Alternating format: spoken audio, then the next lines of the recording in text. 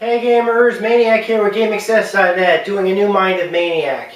For those of you who are familiar with this series, it's an unscripted series where I talk about a wide variety of gaming topics not related to one particular game series.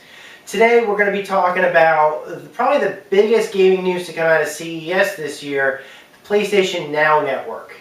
The PlayStation Now Network, which you guys might be aware of, was announced along with, well, it was quietly announced, it wasn't called that, but it was quietly announced along with the PlayStation 4 reveal back in, I guess, last February or so.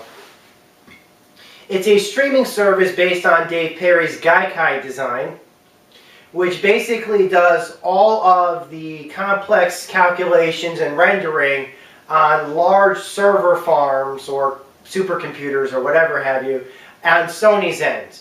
This means that if all the software and the hardware is being rendered off-site, all it has to do is stream to you, and you would not need a very large console or even a console at all in order to make use of it. The PlayStation Now Network will cover games and offer games ranging from PS1 to PS3 games. Two titles that will be part of the system's launch are two of the PS3 hits of last year, The Last of Us from Naughty Dog and Beyond Two Souls from Quantic Dream. There may have been other titles that have already been announced that may be in development, but I can't remember off the top of my head which ones. But those were two that were specifically called out, and I know those are certainly coming. In a lot of ways, it's basically Netflix for gamers. The cool thing is, and this is the part that I like a lot about it, is that not only is this going to be available to PS4 owners, like I said, it was announced when the PS4 was revealed. It's not currently part of the PS4 operating system, but by that I just mean not currently. It could be coming at any point. The software basically can come to multiple different devices, including the PS3, the Vita. But on top of that, it will be coming to tablets, smartphones, and HDTVs. The new Bravia 2014 HD televisions that will be out this year will have PlayStation Now compatibility built into their TVs. So make sure to keep your TV near the Ethernet connection is all I'm going to say when you mount that up on the wall. How do I feel about this service? Well, I gotta admit, I'm not the world's biggest Netflix fan, although I do like using Netflix. I mostly prefer to use discs. But the best way I can think about this service is something that Sony announced when they announced it back when the PS4 came out, in that, wouldn't you want to play your games immediately once you purchase them online? Obviously, if I wanted to play a PS3 game, I can't do it on a PS4. They're not compatible. But if I buy a PS4 game, I really would like to play it immediately. I don't want to wait to download or wait to start downloading and then only get certain portions of the game that I can download at a certain time. Even games nowadays have very long install times on the current generation consoles, especially if they're being patched before being installed. And hopefully that will be rectified. But in the time being, the PlayStation Now service will allow, let's say, theoretically, I could purchase a game on my PS4 for download and then start playing it immediately by streaming it through PlayStation Now as it's being downloaded in my PS4's background, so I could play it on the hard drive later on. The PlayStation Now service doesn't take up hard drive space. It will take up flash memory space, but that's something different. It doesn't require a large extra console to be put on a shelf next to your TV or connected to your TV. Or your tablet. You will need a controller, but that's ubiquitous. Those can be wireless. I have to say, if I may make a comment about this, I have to eat a large plate of crow. And I kind of wanted to eat that right now in front of all of you guys, so you guys know. I had a conversation with my father several months ago, right before the launch of the Xbox One and the PlayStation 4. What happened was that I was talking to him about the high price of new consoles in the current generation, in the now current generation. And this kind of stuff happens all the time, and every couple of years you have to refresh the console. And it's expensive to do that, especially at launch. And my father said to me, and this is true, I'll never forget this, Why don't they just make a console free? Why don't they just release a free console? And I said to him, and this is the part where I have to eat a plate of crow on, it would never work. It would never sell. Now, I said that for two reasons. One, I didn't believe that if you released a free console, the cost of manufacturing, shipping, everything else, would be able to make it. No matter how many games you bought for the thing, I don't think it would be able to make up the price. Two, I think that some people would be skeptical of a free console. This is just my opinion, but I've seen a lot of things. People are skeptical of free samples, a free console, especially a very one built of all this hardware. People might receive one and think, well, what's the catch? What do I have to deal with ads as I'm using this? Is this going to be giving away all of my data?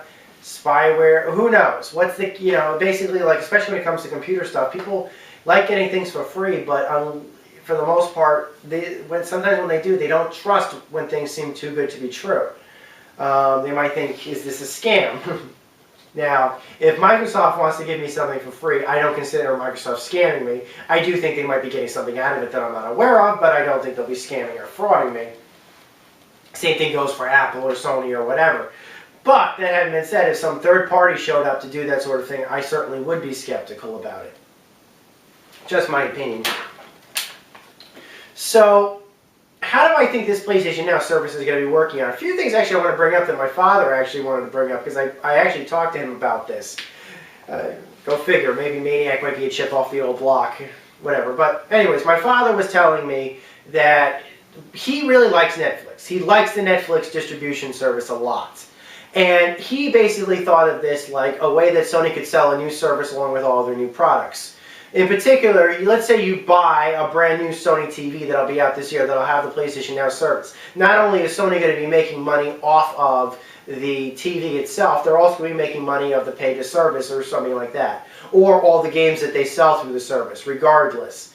This is very much in Sony's benefit. This could very well work very well for Sony's benefit. They can sell software they can sell software as part of hardware. They're a hardware company. When they include this software along with many other products that they're having in their hardware, this could end up doing very well for Sony, especially given the fact that they pretty much got their hands in everything. They make tablets, they make phones, they make game consoles, they make handheld game consoles, they make TVs. For all we know, it could be in the next generation stereo. I don't know, but who knows, right? So I think this could do quite well for Sony. I really do. And I think that this could do quite well for consumers for several reasons. One, you'll be able to stream games as soon as you purchase them. Two, you won't need set-top boxes to, and trust me, if you've seen how big my TV entertainment stand cabinet is right now, I can't even fit my Xbox One into it right now. It's so full of consoles that I can't get rid of. And the top shelf where the TV goes is also full of little connecting devices like my Wii U sensor bar, my PlayStation Eye, and my 2 Kinects. Seriously, 2 Kinects. And that was the biggest TV stand I've ever seen when I bought it. Paid a good, pretty penny for it too back in the day. So space is precious. If you're going to be able to offer something without the need of having to make extra space for it, people will appreciate it. And no, FYI, the stand is too short to lay something on vertically. I know that a lot of people can make use of vertical stands or having their consoles vertically. One, I don't like making my consoles vertical because I'm worried it's going to tip over at any point. Or two, the TV stand isn't tall enough to support vertical consoles. It's not designed like that, so bit of a problem. But that's neither here nor there. The one thing that I'm skeptical about, and was skeptical about when I first heard the announcement about it, are twofold. One, will the service work? And two, will the service be able to pay off itself? Now, Sony is not going anywhere. They're not some third-party fly-in-the-night company. They're not going anywhere. Especially given the fact that how many PS4s are being sold right now, they are not going anywhere. So there's no concern that Sony will just decide, shut off the service because they can't pay their bills or something like that. At least not immediately. I am worried the service might get turned off, though, at some point, like in the future, like a couple of years from now or something like that. There is that concern the service might get discontinued. And if you don't believe me, ask anybody that might be trying to play Resistance: Fall of Man online or any of the sequels. They're shutting off the online components of those games. These kind of things happen. It's expensive to run these kind of things. They run these kind of services. Obviously, I know Sony has the money for it.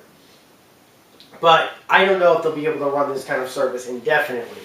Maybe throughout the span of the PS4, but who knows what's going to happen to your purchased games after that. I don't know. It's not like, well, let's say I buy a whole bunch of PS4 games or even downloadable PS4 titles.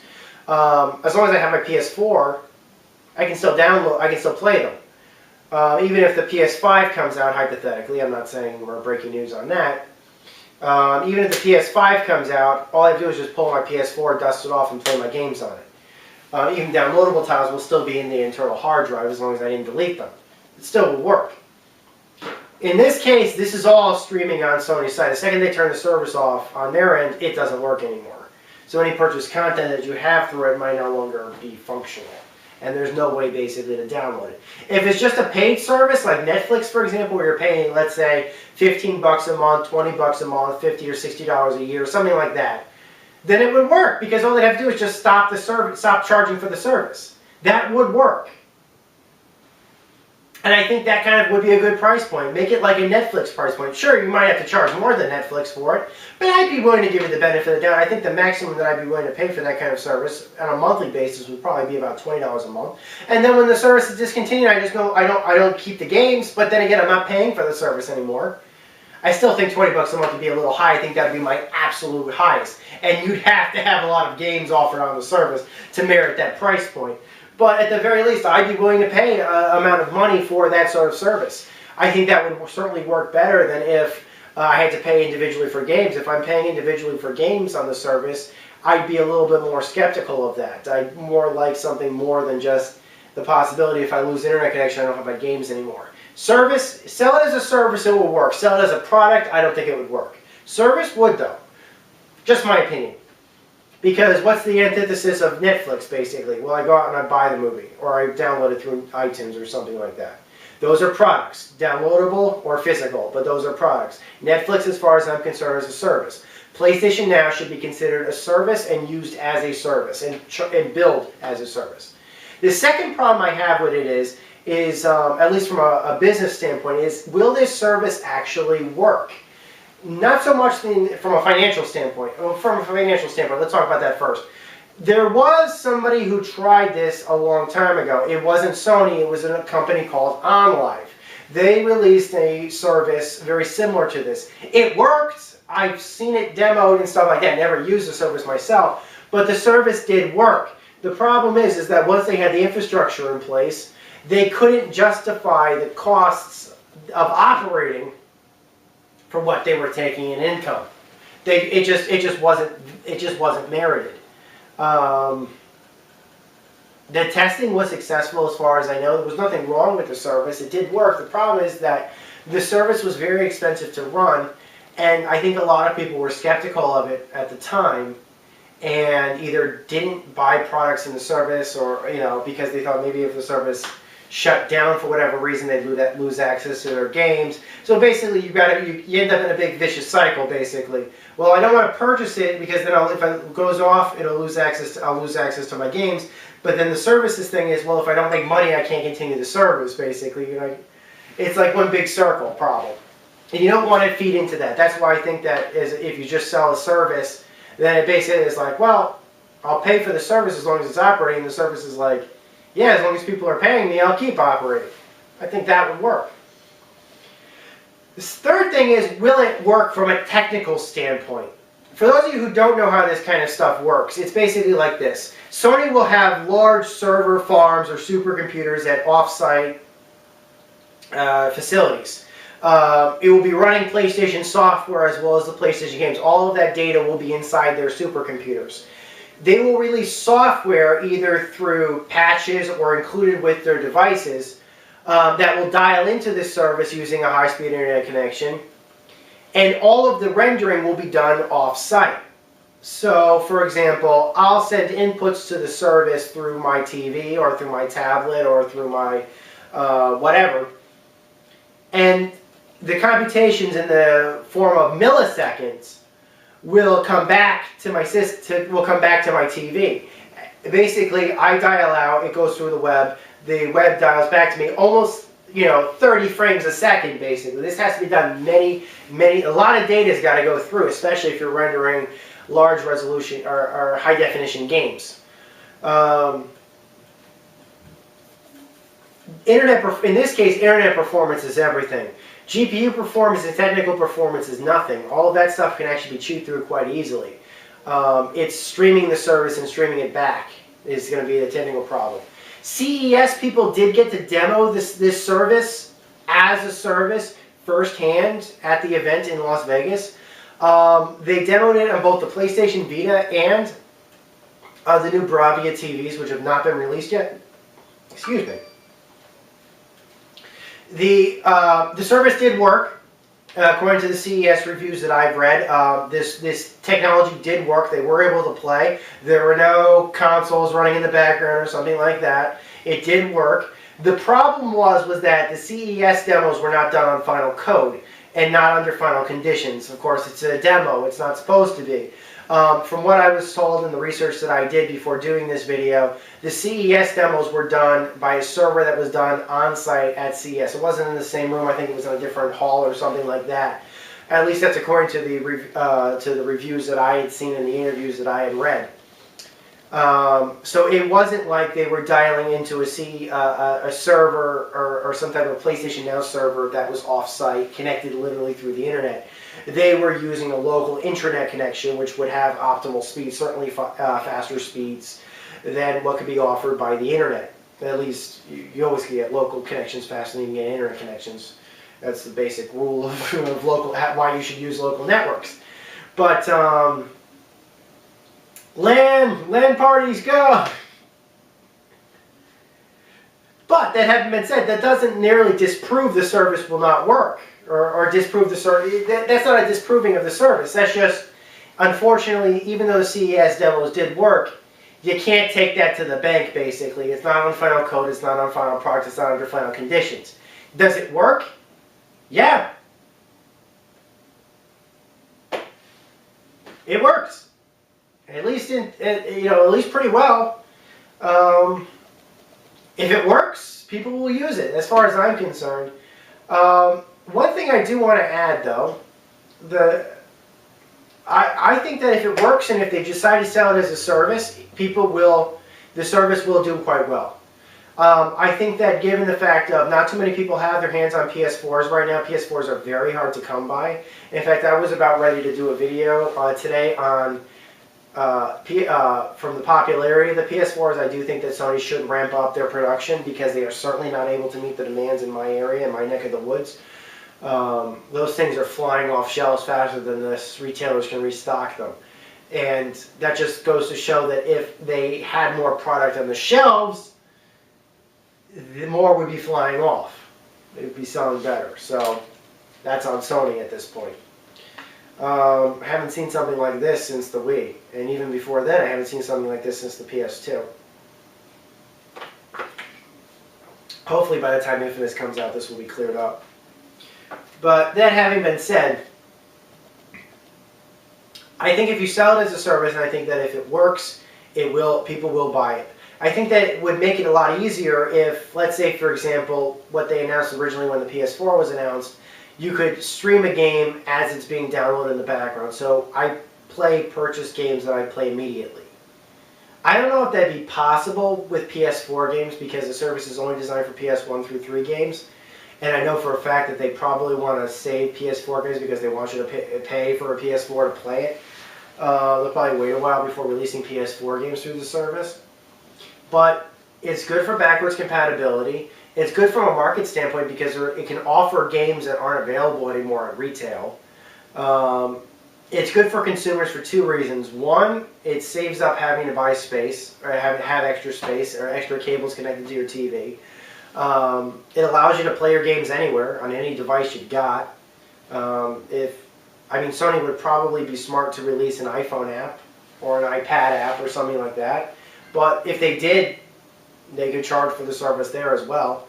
No reason really to lock it down to one particular phone type, or at least not that I can think of. If it's a streaming service, it doesn't need to be handled that way. I think it's really smart that they're shipping it on TVs, because if they ship it on TVs, then you've already, people are going to buy those TVs already. It makes good market sense. I'm really skeptical. I'm skeptical because I'm skeptical about everything, but I'm kind of cautiously optimistic on this one. I do think that this could actually be a very good move for Sony. I also know for a fact that nobody else is really offering anything like it. Obviously, other competitors have their own streaming services for movies and music content, but nothing that streams games. And a service that's coming out when there's no answer from your competitors is another good way to sell your products. I know that a lot of people like to, make fun of that the original Xbox didn't get the gold medal when it was in its console war. It took second place. But its Xbox Live Network service was completely unanswered. It was something that nobody had. Nobody had it. PlayStation Network really didn't even come into its own. It came out, but it wasn't a unified network, and it wasn't. It really didn't come into its own until a generation later when the PS3 came out. And now Nintendo, with their new console, is trying to make up for all of this with the Nintendo Network. They're practically 2 generations behind on this. So who knows? Who knows what's going to happen? I'm not an oracle. I'm not a mind reader. I can't say how strong the force is with me, but I can say this. It's good. It's good. It looks like this will be a perfect fit for Sony. It looks like this will be a perfect fit for consumers, and I would like to try it. Sony, if you're willing to offer me a beta test, I'd be more than happy to give it a look. Till next time, guys, this is Maniac with Mind of Maniac. Visit my site, gamingcess.net. Till next time, over and out.